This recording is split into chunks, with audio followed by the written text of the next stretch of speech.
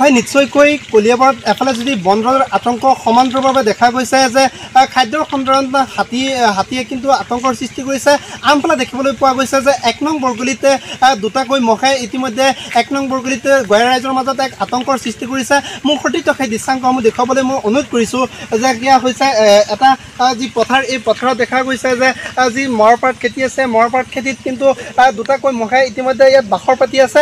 আৰু গঞা ৰাইজৰ মাজত কলিয়াবৰ ১ নং বৰগুলিত খাদ্যৰ সন্ধানত আচলতে যি মহ, সেই বনৰীয়া মহ আহি গঞা ৰাইজৰ আতংকৰ সৃষ্টি কৰিছে। স্থানীয় লোক আছে, স্থানীয় লোকৰ পৰা কিছু মন্তব্য ল'বলৈ যত্ন কৰিম। কি ক'ব? হয়, ইয়াত দুটা মহ, মানে এটা মহ ডাঙৰ, এটা সৰু মহ আহিছে। আহি পেলাই এই মৰাপাটকে সোমাইছে। চতুৰ্ফালে মানুহ আতংক হৈ আছে। আকৌ বন বিভাগৰ মানুহ ইয়াত আহিছে। এতিয়া কি কৰে বন বিভাগৰ মানুহে ইয়াত কিবা অসুবিধা কৰিব চাগে, সেইটো কাৰণে আমি ৰৈ আছোঁ ইয়াত। কি কৰে চাওঁ। এইটো কেতিয়াৰ পৰা আহিছে? ৰাতি চাগে আহিছে।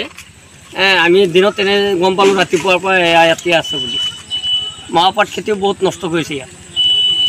হয়, এইদৰে কিন্তু মৰাপাট খেতি কিছু নষ্ট কৰিছে বুলি ৰাইজে উল্লেখ কৰিছে। আৰু এটা কথা ক'ব লাগিব যে যি লাওখোৱা অভয়াৰণ্য আছে, এই অভয়াৰণ্যৰ পৰা দুটা মহ আহিছে বুলি জানিব পৰা গৈছে।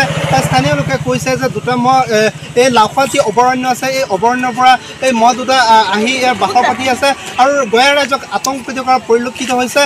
মোৰ সতীৰ্থক পুনৰ সেই দৃশ্যাংশ দেখিবলৈ মই অনুৰোধ কৰিম যে এয়া হৈছে এই মৰাপাট খেতি। এই মৰাপাট খেতিত এই কালি সন্ধিয়াৰ পৰা কিন্তু ইয়াত দুটা মহে আহি বাসৰ পাতি আছে। সেই দৃশ্যাংশসমূহ দেখুৱাইছে যে কলিয়াবৰ মহকুমাৰ অন্তৰ্গত ১ নং বৰগুলিত ইতিমধ্যে দুটা মহে আহি আতংকৰ সৃষ্টি কৰিছে গঞা ৰাইজৰ মাজত। আৰু ইতিমধ্যে দেখা গৈছে যে কলিয়াবৰৰ যি মহকুমাৰ দণ্ডাধীশ লগতে আৰক্ষী আৰু প্ৰশাসনৰ লোক ইতিমধ্যে আহি উপস্থিত হৈছে। আৰু শিলঘাট বন বিষয়াৰ কিছু ইয়াত লোক দেখা পৰিলক্ষিত হৈছে। আমি তেওঁলোকৰ লগত কিছু কথা জানিব চেষ্টা কৰিম, তেওঁলোকৰ মন্তব্য ল'বলৈ চেষ্টা কৰিম। কি ক'ব, ইয়াত দুটাকৈ মহ আহিছে? হয়, আমাক ৰাইজে জনাইছে যে ১ নং বৰগুলিত দুটাকৈ বনৰীয়া মহ আহি সোমাইছে। আমি খবৰ পোৱা মাত্ৰকে আমাৰ আঞ্চলিক বন বিষয়া মহোদয়ক জনাওঁ, তেখেতে আমাক তৎক্ষণাতে আহিবলৈ কয়। আৰু আমি শিলঘাট আমাৰ সহকৰ্মী সকলো আহি সেই জেগাত উপস্থিত হৈ গাঁও প্ৰধানৰ পৰা গম পাওঁ যে মহকেইটা এই মৰাতলি খেতি আছে। আমি সন্ধিয়ালৈকে বাট চাম, কাৰণ চাৰিওফালে এতিয়া মানুহৰ ঘৰ আছে। আমি যদি এতিয়া দিনত তেওঁলোকক খেদিবলৈ চেষ্টা কৰোঁ, পশুধনৰ লগতে মানুহকো অনিষ্ট সাধন কৰিব পাৰে। সেয়েহে আমি আন্ধাৰৰ এটা সন্ধানত আছোঁ। আন্ধাৰ হোৱাৰ পিছত তেওঁলোকে যিফালে গতি কৰে, আমি জনসাধাৰণৰ ক্ষয় ক্ষতি নোহোৱাকৈ আমি তেওঁলোকক উলিয়াই আকৌ অভয়াৰণ্যলৈ পঠিয়াবলৈ চেষ্টা কৰিম।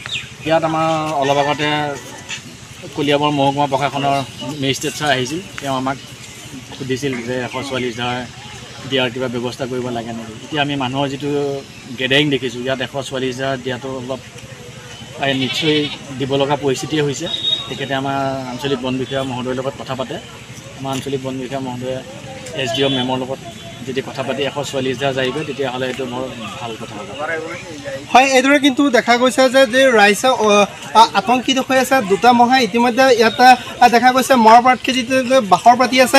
লাওখোৱা যি অভয়াৰণ্য আছে, এই অভয়াৰণ্য এই দুটা মহকৈ আহি এই যি মৰাপাট খেতি, এই মৰাপাট খেতিত আহি থকা পৰিলক্ষিত হৈছে। ৰ'ব, আপুনি যে এটা অপৰাধ কৰিবলৈ গৈ আছে, আপুনি জানেনে? এই নাবালিকা গৰাকীক এতিয়াই বিয়াত বহোৱাটো যে এটা অপৰাধ, আপুনি জানেনে? অপৰাধ কেনেকৈ? মোৰ ছোৱালী, মোৰ কথা। তুমি যিয়েই নোকোৱা ভূঞা, ১৮ বছৰৰ তলৰ যিকোনো কন্যা সন্তানৰ বিয়া দিলেই আইনগতভাৱে এক দণ্ডনীয় অপৰাধ। বিয়া দিয়াজন যিমান দায়ী, বিয়া পতাজনো সমানে দায়ী। এতিয়া তাই পঢ়া শুনা কৰাৰ বয়স, খেলা ধূলা কৰাৰ বয়স। তাইক খেলিবলৈ দিয়ক, পঢ়িবলৈ দিয়ক, আৰু চাব এদিন আপুনি তাইক লৈ গৌৰৱ অনুভৱ কৰিব পাৰিব। এতিয়াই তাইক সংসাৰৰ বোজা দি তাইৰ ভৱিষ্যত জীৱনটো অন্ধকাৰ কৰাৰ অধিকাৰ তোমাৰ জানো আছে?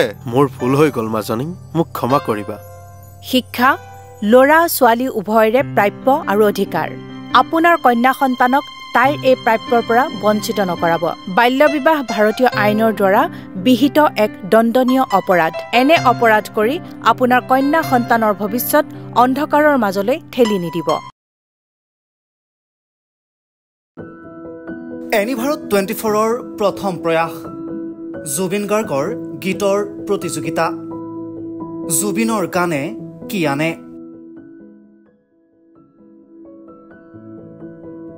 অডিশ্যনৰ বাবে যোগাযোগ কৰক 8638661821 আৰু 8812831556 নম্বৰত।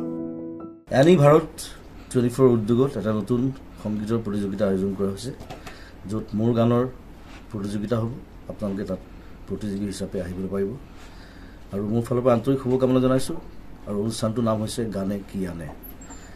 সকলোকে মৰম জনাইছোঁ, সকলোৱে আহক, ইয়াত অংশগ্ৰহণ কৰক। Thank you very much. Love U.